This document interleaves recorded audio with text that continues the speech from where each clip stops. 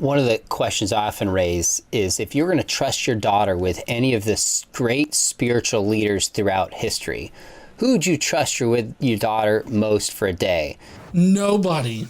No, I would not trust my daughter with any religious person from the Bible. No. Now, there's not one person in the Old Testament that I'd be like, he can babysit. There's nobody in the Bible that I think would be a good enough to babysit anybody's kid nowadays. I have a 15-year-old daughter, and she's beautiful. Oh, really? I'm glad that he feels that way and he doesn't see any misogyny in his faith. But at the same time, if we think about this, what he said, Old Testament figure that you'd leave your daughter with, those guys would have sold their daughters 3-4 years before they turned 15. At 15, if they're not already married off, I'm sure the dads are worried. Is my stock spoiling here? Like, what's going on? I need to sell this off. Need to offload it. Got to liquidate it. The way that women are treated as property in the Old Testament is just sickening.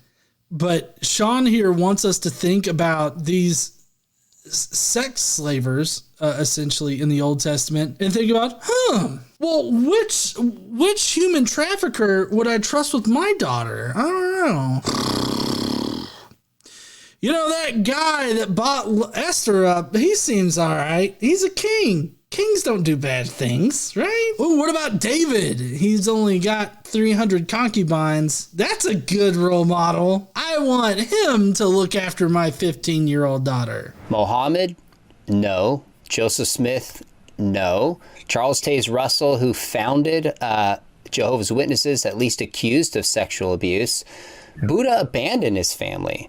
I mean, Jesus had every opportunity to take advantage of women, and still to this day, 2,000 years later, passes the Me Too test with flying colors. I also, maybe I can agree with him on this. I agree. I would not entrust my daughter's safety to Muhammad, Joseph Smith, the JW fuck, or even Jesus, to be honest. They're going off the idea that Jesus as portrayed in the Gospels is the literal Jesus that walked on earth, but he's not. He would have been in Israelite society, so he would have been just as misogynistic as the rest of the Israelite society was. And he is a bit misogynistic. Let's see, in this past week's, it was either this past week or the week before, we covered the story where Jesus basically calls a woman a bitch. She didn't let that affect her and still had faith in him. And so he healed her daughter. But still, I get that Jesus was maybe not as misogynistic, but Jesus also said that, everybody still needs to practice the laws of the Old Testament, the laws of Moses and all this other stuff. And all of those laws are very misogynistic. Well, maybe Jesus wasn't as misogynistic as the rest of Israelite society. By our standards today, he would definitely not pass Me Too. Jesus is sitting there thinking that, oh yeah, it's okay to sell your daughters into sexual slavery. That's fine. In fact, if you actually step back and you cock your eye a little bit and you blur your vision, it's actually not sexual slavery at all. So it's perfectly fine. All that's decent. That's great. I don't think that would pass any kind of quote unquote Me Too test. I would have zero hesitance. My 15-year-old daughter with a single 30-year-old man for the day named Jesus because of all the records we had of how he treated women. And if he's a culmination of God, he brings the truth of God's love for men and women all the way to the surface. Even though admittedly there's some tough passages we're not talking about here, I think that's the ultimate way to look at it. Sean admits there are tough passages that might throw a wrench in his engine here for this particular thing. But if you just step back, don't consider those shitty passages and only focus on this, you get away with no misogyny. We're not going to handle those horrible passages that talk about selling little girls into slavery or killing a little girl's entire family and forcing her into sexual slavery. We're not going to talk about those things because we're only having good thoughts, happy thoughts. Smile, happy thoughts. Because the story of Esther was definitely not A young girl getting kidnapped by a man in power and forcing her to be his sexual slave. No. Doug, did I miss any big questions you get asked that you want to address here?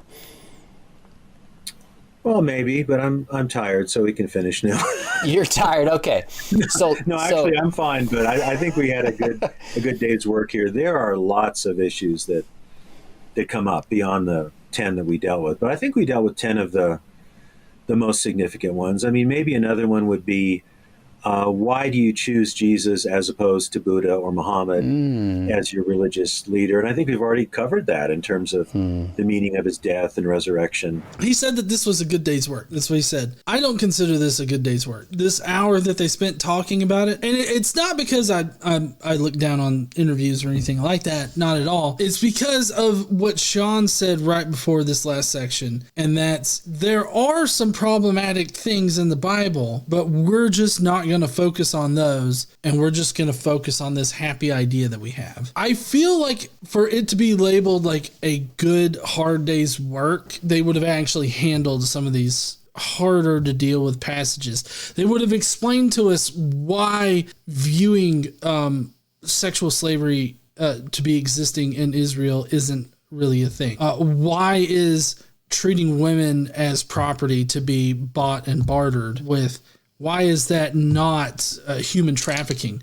Why is consent not considered at all in the Bible as far as women go? Why are women literally valued less when they were, counting people for taxes? Why are, when women have male babies, they are considered less dirty than when they have female babies? That's in the Bible too. I feel like in order to really say that this was good hard day's work, they would have dealt with those difficult passages.